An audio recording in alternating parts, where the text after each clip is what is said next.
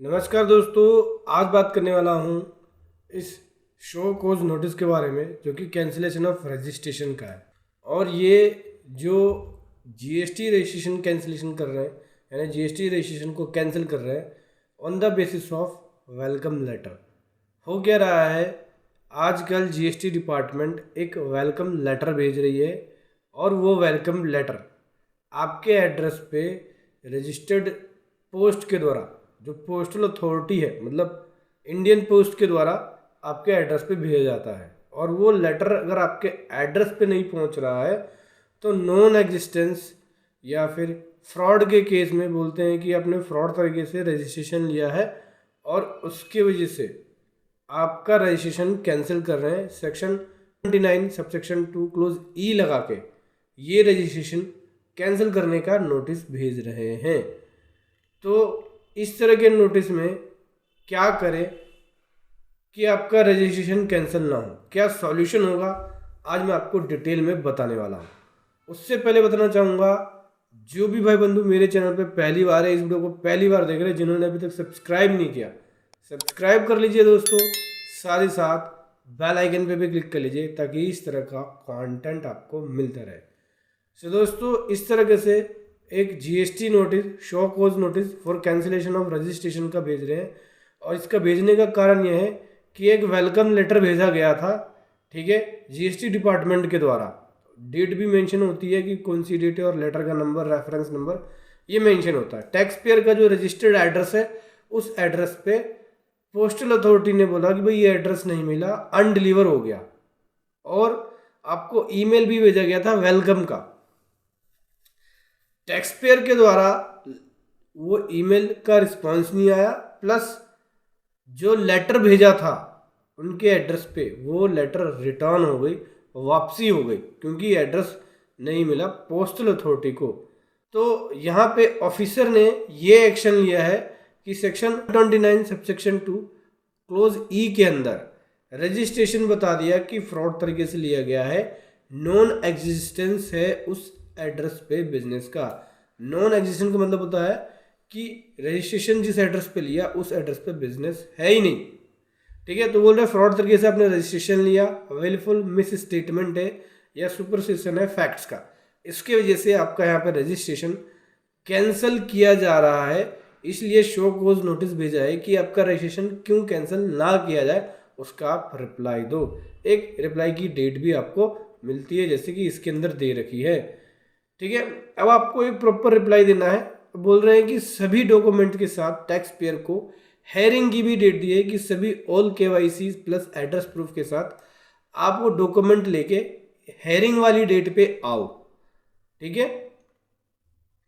अब देखो, समझना मेरी बात को, तब तक आपका रजिस्ट्रेशन क्या होगा, सस्पेंड हो जाएगा। मतलब एक डेट होगी, इफेक्टिव डेट का मतलब हो गया जिस डेट को नोटिस इशू हुआ उस डेट से आपका रजिस्ट्रेशन सस्पेंड रहेगा जब तक कि आप इस नोटिस का रिप्लाई ना दे दें, हेयरिंग अटेंड ना कर ले और जब तक ऑफिसर इसको एक्टिव ना कर दे तब तक सस्पेंड रहेगा।